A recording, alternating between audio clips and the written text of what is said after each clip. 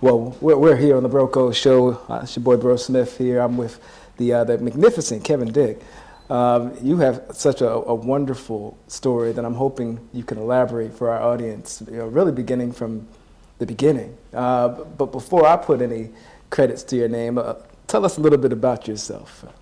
Wow. So thank you, Jason, for the question. Really just, like you said, I think humble but proud beginnings. I'm a son of immigrants, first generation American. Family migrated here from Trinidad and Tobago. I'm the last of 4 kids. Not certain that my parents intended to have a child in the U.S., but here I am. And had the good fortune of growing up in a really loving household. A lot of great friends and family that I think, gave, just helped create the foundation for me. And so was able to be blessed in a very good public school system and went through that, went off to university, left the state of New Jersey where I grew up and traveled to Washington, D.C., attend Georgetown University and major in international business. Really thought my career path was going to take me into a really corporate world, maybe some exporting and importing down the line. And that started off with marketing and sales, and I realized that even though I wanted to utilize some of those skill sets, what I was doing really didn't speak to what I wanted to do.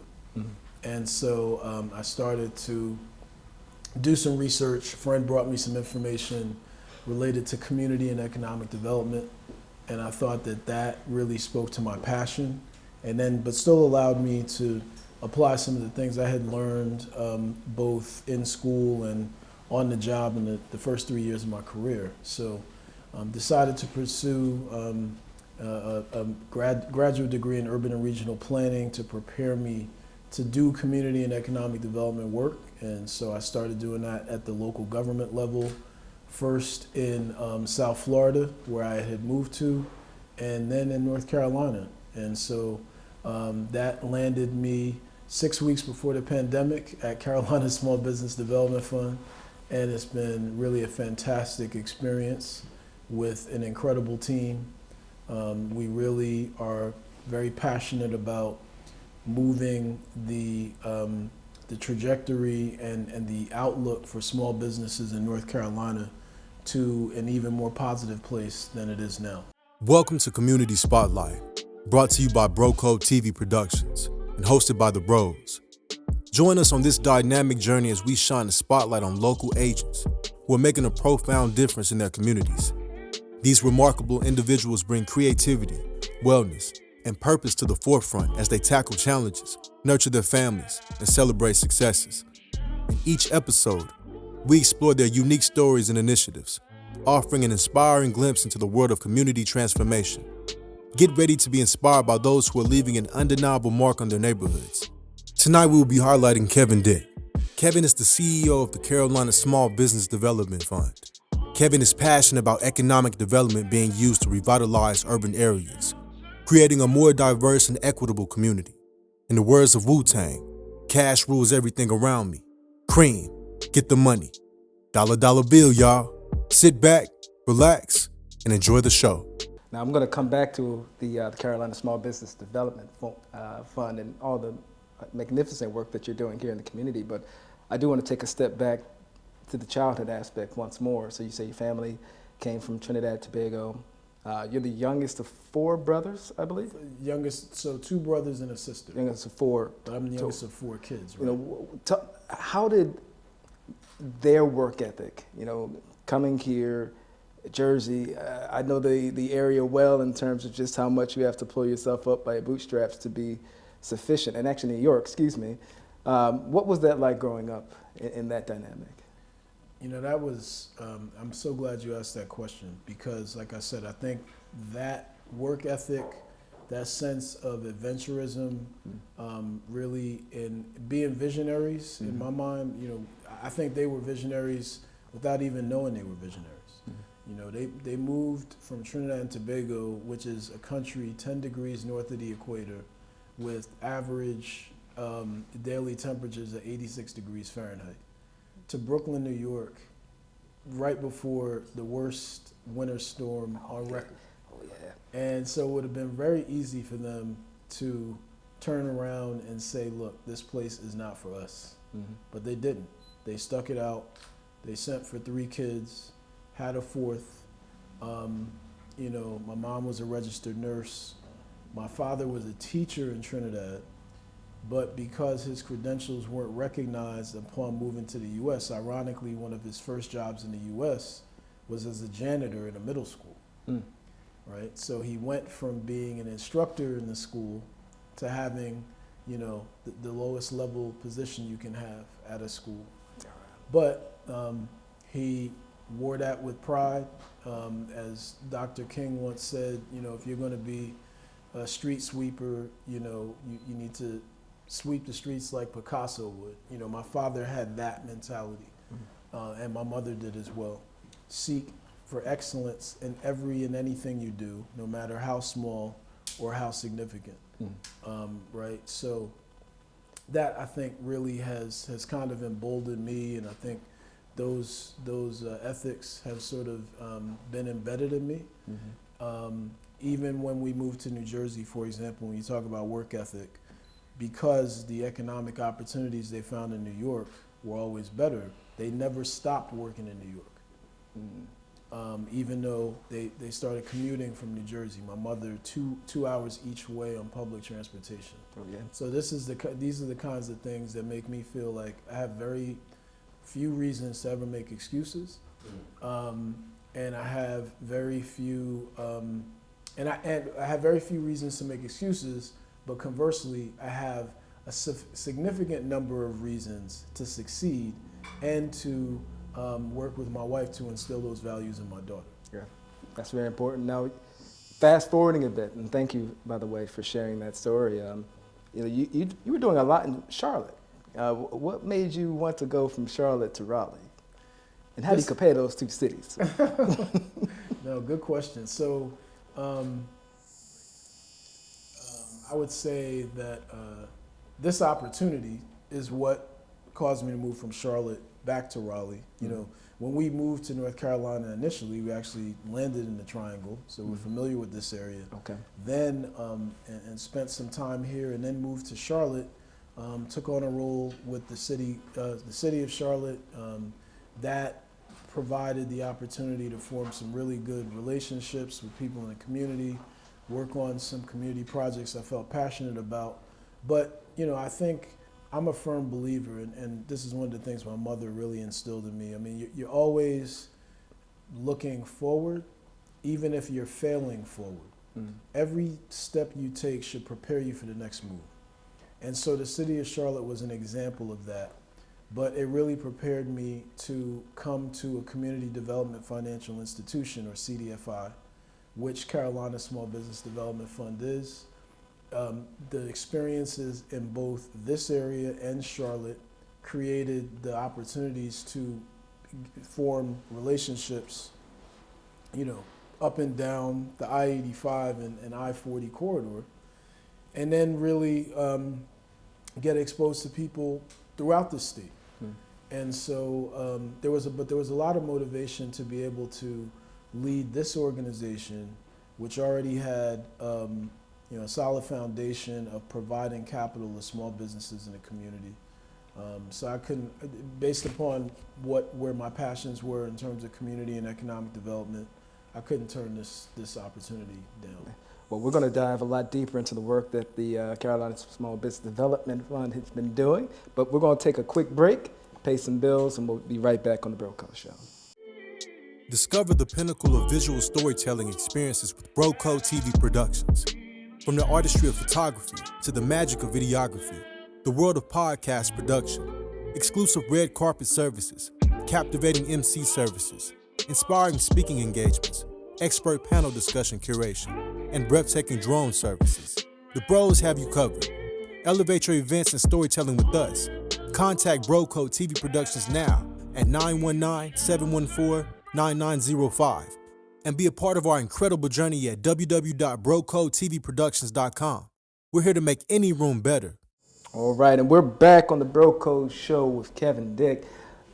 He was just getting into what brought him from Charlotte to Raleigh and the impact that you have had on the CSBDF. I'm hoping you can expand a little bit more as far as just the time when you started, being February 2020, right before the pandemic. Many people were already thinking about starting small businesses, but with the advent of COVID, there's been an explosion. And so talk to us a little bit more about the work that your group does, how they help fund these small businesses, and more particularly those with led by minority entrants. Sure.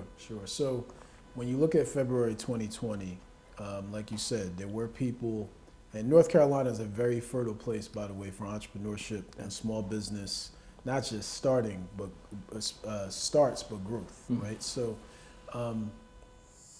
CSBDF was in a place at that time when there were opportunities for it to diversify its income and also diversify its impact. And really reach small businesses in ways that it had not before. The three pillars of CSBDF's work are financial capital, what I like to call knowledge capital or technical assistance. So because really what's very important that a lot of small businesses don't immediately understand is that it's not just about obtaining capital, it's about how to manage it once you get it, right? And so we really try to be very intentional about technical assistance. Also, policy and research work. So we want to study the impacts of how small businesses are impacting North Carolina's economy and how events like the pandemic are actually impacting small businesses. And so those are the three pillars of our work. And when we look at the fact that as a Certified Community Development Financial Institution, or CDFI, and that's the designation that we received from the Department of Treasury in order to deploy the resources I just mentioned, financial capital and knowledge capital, into so-called underserved communities. So that could mean businesses owned by people of color, businesses owned by women, those owned by low to moderate income individuals, rural areas, veterans. These are all groups that have historically lacked access to traditional bank financing. And so the Community Development Financial Institution was basically born out of some federal legislation that was created in order to recognize that. Now, what we found pre-pandemic that has had light shined on it even greater during the pandemic is that the disparities between white-owned businesses and businesses owned by people of color, the disparities between male-owned businesses and businesses owned by women got even greater. Right. And so the work of an organization like ours became even more important. I would say since early 2020, we have deployed around $40 million in capital in the form of loans between $5,000 and $350,000. And in some cases, and one of the ways that we diversified what we do, I mentioned that earlier, is by partnering with local governments to manage programs that they wanted to start in the community, but didn't necessarily have the capacity to fully implement.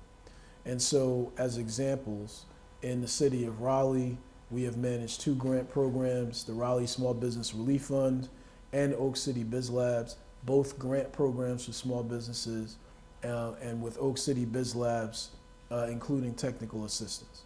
In the city of Charlotte, we have administered an ecosystem partner program where we've done technical assistance. We have managed a few loan funds for Mecklenburg County, which has been enabled businesses to get capital between $35,000 and $75,000. Up to $75,000, and depending upon the loan program. How would a business find out about the wonderful things that you're your company offers? Is there a web link? How active Sure. are you on social media? Yeah. Things of that nature. All of the above. So carolinasmallbusiness.org is where you can find us on the web.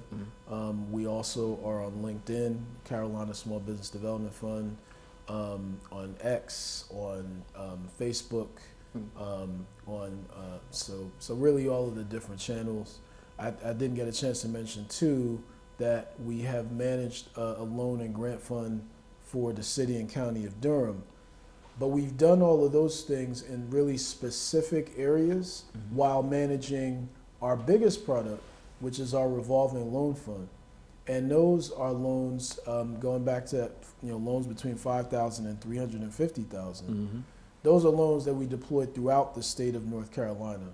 And as I said, we have a concentration on those communities that have historically been underserved by traditional banks. We partner with banks, by the way, to help them get the money that they want to get into communities. And that's what the revolving loan fund looks like. And then, like I said, we have these partnerships at local levels with very specific populations. Yeah. You look back on your time, what would you say you're most proud of in the few years that you've been involved with the CFBSD? I think I got it. That's a good question. It's a hard question because I'm proud of a lot of things. I'm proud of the resiliency of our organization to not only withstand the challenges brought about the pandemic and just other circumstances in North Carolina, to not only still be here but to grow. I'm proud of the fact that we've increased the capital we've deployed from 71 million, and that took place over about 9 or 10 years of lending. We've increased that to about 110 million at this point in less than 4 years. I'm proud of the fact that we are really intentional about not engaging in what I would call mission creep. We're not trying to do too many things, but even the innovations that we have employed relate to our core mission, right? So our core mission is to bring about economic development in underserved communities. And so we've just gone deeper into that mission with new lending products, with new technical assistance products, with reaching populations very intentionally. So, roughly 66% of the capital we've ever deployed has gone to businesses owned by people of color. And so that includes largely black-owned businesses. But over the last several years, it has also included a lot of Hispanic-owned businesses. And so we have a lot of programs and products that are very germane to populations that we seek to serve. We're also very adaptive, and we adapted to situations during the pandemic by being a lot more strong in terms of how we delivered services virtually. So we've created what we call the Digital Learning Academy. That's basically a library of coursework, 50-some courses on different things that small businesses need to know about. Marketing strategies, cybersecurity, fraud protection, how to use QuickBooks as examples of subject matter. But also, about 25 of those courses are translated into Spanish. We recognize that in 1990 in North Carolina, there were 75,000 people who identified as Hispanic. In 2020, there were well over 1 million. And with that growth, so has the small business ownership growth with Hispanic entrepreneurs. And so, in 2016, loans to Hispanic-owned businesses were about 2% of our overall portfolio. Now it's about 10. Oh, wow. So there's been a significant growth in us being able to serve that population. I'm very proud of the diversity of our team. We represent literally different corners of the globe. We are bilingual in not only Spanish, but Arabic languages as well. And so we really pride ourselves on being a reflection of what North Carolina is becoming. Well, I want to shift gears just a little bit. Incredible organization, incredible work, but I want to know a little bit more about what your life is like outside of that work. I understand you've been married, I won't put you to the test, but you've been married a while with a young daughter.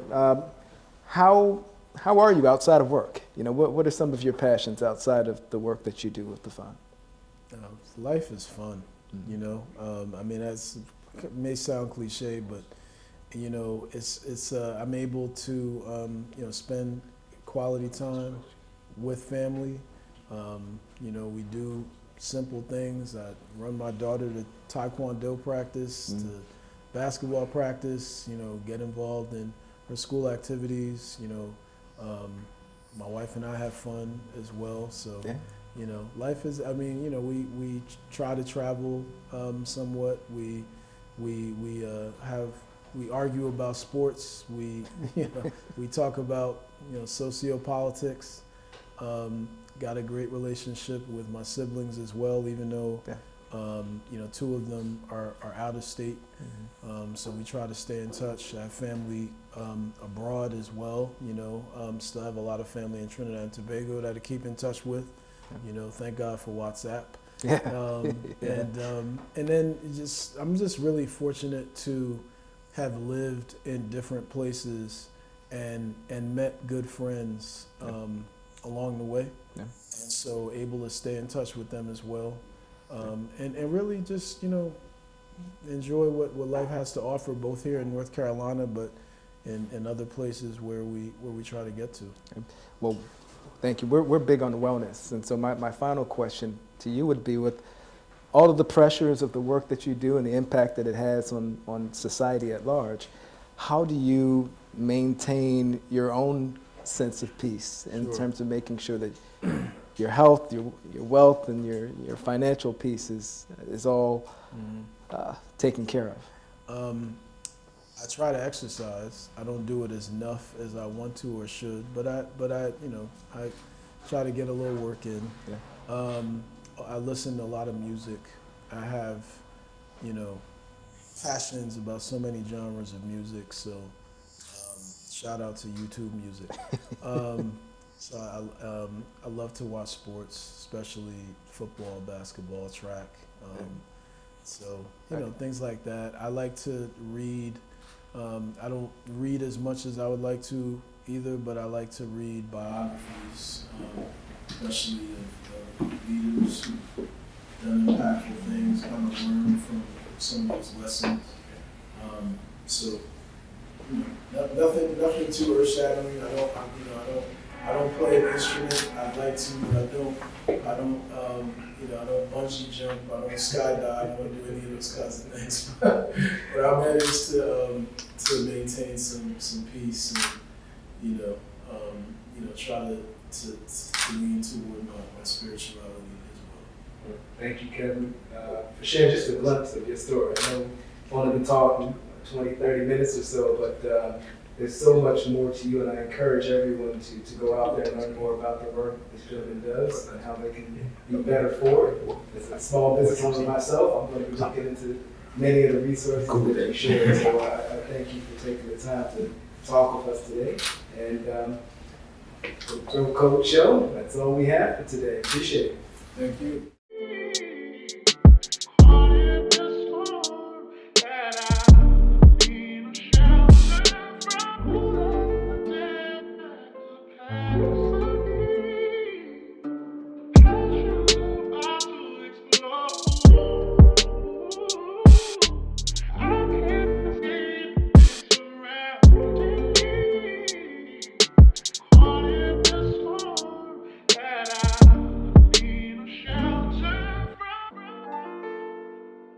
Indeed. What's going on, kind sir? How you doing? I'm doing well, man. My name is Troy Jermaine Johnson. I am 1/3 of the dynamic team called the Bro Code TV Productions. You just got off an episode of Community Spotlight, where we allow awesome people to tell their stories, and you're definitely one of those people. Can you tell us about your experience?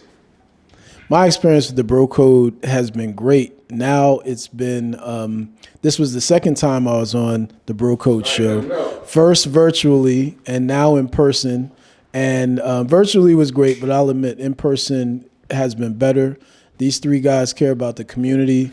They care about telling important stories that the community needs to know and really conveying some really important information. So we at Carolina Small Business Development Fund feel very privileged to have been featured, and we are looking forward to all of the great things that the Bro Code will do in and for the community, and we're just thrilled to be part of it.